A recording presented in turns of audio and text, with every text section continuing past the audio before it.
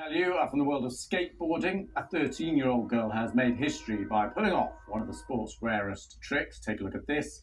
This is Arisa trew from Australia, landing a 720. That's when you complete 2 full rotations in the air. She's the first woman skateboarder to land one in competition. And let's take a look at it again. We're going to just slow it down just so you can see what's going on here. This video actually filmed at the Tony Hawk Vert Alert contest in Utah last weekend. There she goes and lands it. No problem at all. Brilliant stuff. The venue was very fitting because Tony Hawk, of course, skateboarding legend, one of the first to achieve 720 back in 1985, and he was there to witness the achievement. So a brilliant, brilliant story. And I'm very pleased to say Arisa joins me now, along with her coach, Trevor Ward, and I'm very pleased to say the legend Tony Hawk is with us too. Arisa, I want to come to you first. Just going into that competition, were you confident? Did you think you were going to be able to do it? I really wanted to land it, but I wasn't sure if I was going to. But when I started to get close, I knew it was the day I was going to land it.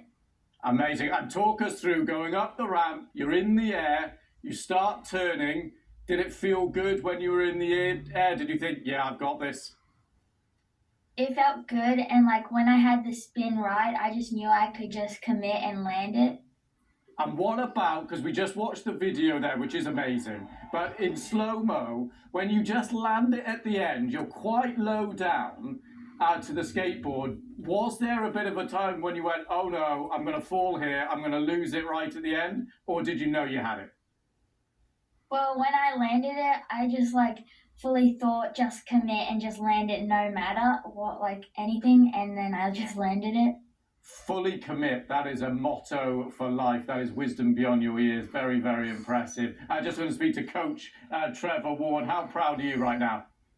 Yeah, I'm really proud. I couldn't believe she did it. We haven't been working on it that long, and it only took her 14 tries to do it. And we were pretty lucky that they pushed her over into the men's event to do it. And she did it first go once she got in there. It was quite amazing. It was amazing to see. And you just, this event aside, this trick aside, you must be incredibly proud of your athlete. Yeah, it's amazing. She's done so well to come from nowhere. We've been working together for 2.5 years, and she this year she came out, went to the World Championships where she qualified first and then came 20th, and then we went to another Olympic event and she qualified first again and came 7th, and then she came here and qualified 2nd and came 1st. So she's on the rise. It's pretty awesome. Brilliant. Trevor and Arisa, stay there. I'm going to come back to Arisa in just a moment, but I want to speak to the absolute skateboarding legend, Tony Hawk. Thanks so much for coming on the program. You were there. You watched it. You saw it. What was your reaction? I was very excited. I thought it was quite a milestone in our world. And I've seen the level of women, female skating rise so much in the last few years. And that was sort of the icing on the cake for how far things have come. And it was very cool to have it at our event. Yeah, it was at your event. It's a perfect symmetry. I, like lots of people, have been watching you doing it in that kind of slightly grainier footage from a few decades ago. What goes into pulling off a trick like that? Well, the whole trick is in the takeoff, because you have to sort of position your body in a very uncomfortable, almost dangerous axis. And then as it comes around the second time, your body sort of fixes itself. I mean, it's just all rotations like a gymnast would know about. But for us skateboarders, especially when it was new, I didn't really understand the process. And Arisa did it in real time because her earlier attempts were on a different axis. And then she figured out how to get that landing. And it's a different world. As you know, that's all aerial maneuvers, and that's not something that I necessarily signed up for when I started skateboarding. It's amazing. Where do you go once you've done the 720? What next? Well, I mean, the progression of I don't know if you're asking me, but the progression of spinning is a 900. Right. Well, I'm just talking. So what's a 900? That is a 2.5 spin rotation. So let's put it this way: the difficulty factor from a 720 to a 900. It took me 14 years. between the 720 and doing a 900. Wow. That's what a challenge it is, because you are literally blind to your landing zone twice on doing a 900. I see. And just looking back over the decades, uh, could you have imagined when you picked up a skateboard that you would have had such an impact on the sport, and the sport would be where it is now? No, never. I mean, it wasn't even a career option when I picked it up, because no one had made a career out of it. No one was rich or famous from skateboarding. It was, you did it because you loved it, and that's still my motivation, honestly. And everything else has been sort of a nice surprise. But to see someone like Arisa pushing the limits and getting getting skateboarding some awareness and recognition through her one trick, that's magical.